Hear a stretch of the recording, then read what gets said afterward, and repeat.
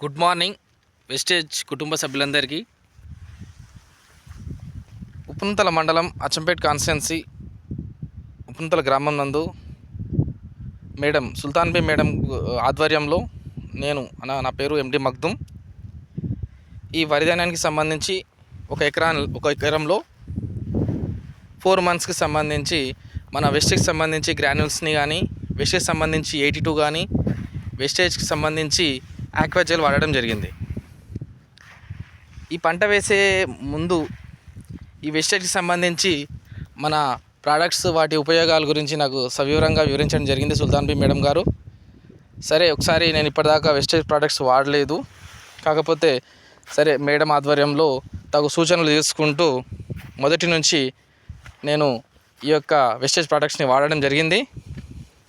Madam చెప్పడం ఏంటంటే, wastage granules కానీ, వెస్టేజ్ అక్వాజెల్ కానీ, వెస్టేజ్ సంబంధించి 82 కానీ వాడడం వల్ల మన పంటలకు సంబంధించి అధిక దిగుబడిని ఏ విధంగా సాధించవచ్చు అనేది ఇప్పుడు ఈ మధ్యకాలంలో వర్షాలు ఎక్కువ రావడం వల్ల చాలామంది వ్యవసాయదారులకి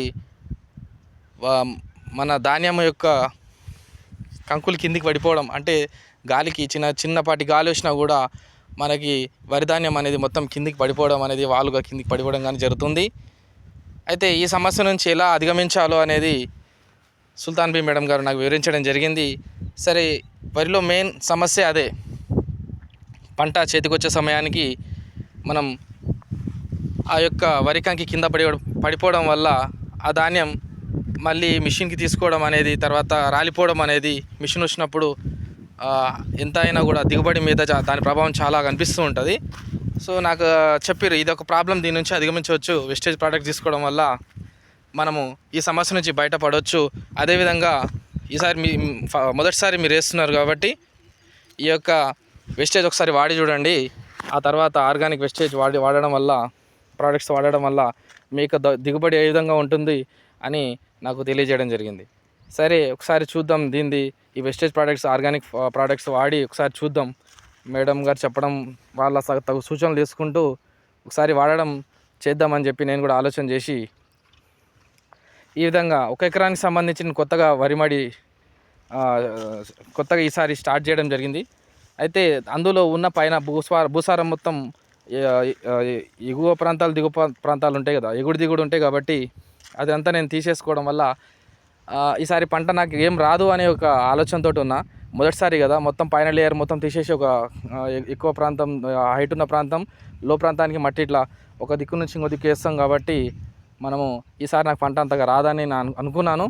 కాకపోతే ఈ వెస్టేజ్ ప్రోడక్ట్స్ వాడడం అనేది చేయడం వల్ల చివరిగా నాకు పంట కోసే సమయంలో నాకు ఏం తెలిసింది అని అంటే, నా పంట పొలంలో ఈ మిషన్ అతని చుట్టుపక్కల రైతులు వచ్చి గమనించడం జరిగింది. నాకు తెలియదు దాని గురించి, మొదటిసారి వ్యవసాయంలో ఈ వరి ధాన్యం పండించిన కాబట్టి వాళ్ళు అంటున్నారు, ఫలానా పక్కల సత్యం అని రైతు ఉన్నారు, అతను అంటున్నారు, మగ్దుమ్ నీ ధాన్యం బాగా దూకుతుంది అంటున్నారు. అంటే మిషన్లో ఇక్కడ తాలుపోకుండా ఉన్న ధాన్యం మొత్తం మంచిగా వచ్చేస్తుంది, ఇక్కడ తాలుపోవట్లేదు, అంటే గాలికి తాలు గింజలు పోతాయి కదా, అది నాకు రాలేదు.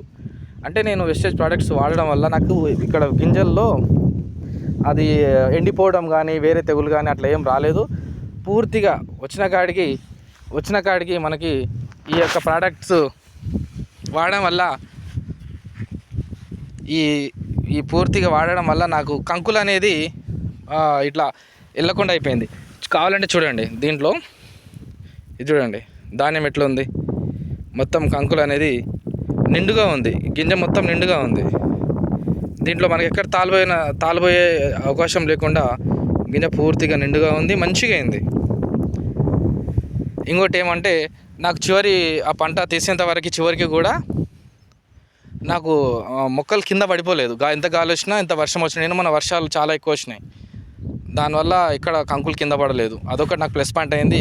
లాస్ట్కి నాకు 1 ఎకరంలో పంట నాకు 25 క్వింటల్ దాకా వచ్చింది. ఎందుకంటే పావుతొక్క 4 ఒక డబ్బాలు ఉంటాయి కదా మిషన్వి, వరి కోత మిషన్లది ఒక డబ్బా 7.5 క్వింటల్ అని నేను కనుక్కున్నా పక్కల రైతుల ద్వారా. 7.5 కాకపోయినా 7 వచ్చినా సార్, ఈ 7 అంటే 4 డబ్బాలు అంటే 4 ఏళ్ళ 28 అంటే పావుతొక్క 4 గంట ఒక సగం తీసుకున్నా, 3.5 లెక్క తీసుకున్నా కూడా నాకు 4 డబ్బాలు వచ్చినాయి పావుతక్కువ 4, కాకపోతే 3.5 లాగా లెక్క తీసుకున్నా కూడా నాకు ఇప్పుడు వడ్లది ఎంత వచ్చింది అంటే 3.5 అంటే 3021 ఒక 4-5 వచ్చింటాయి. ఒక 20 క్వింటాలు అయితే నాకు తక్కువ అయితే ఏం లేదు. ఈ యొక్క వెస్టేజ్ ప్రోడక్ట్స్ వాడడం వల్ల చాలా సంతోషంగా ఉంది. నేను కూడా 10 మంది రైతులకి నేను దీని గురించి మన సుల్తాన్ బి మేడం ఆధ్వర్యంలో నేను కూడా ఈ విషయాన్ని మిగతా వాళ్ళకి చెప్పి రైతుల్ని సంఘటితపరిచి మన రైతుల్ని ఆర్గానిక్ ఫార్మింగ్ దిశగా నేను ముందలు తీసుకుపోవడానికి నా వంతు నేను కృషి చేస్తా.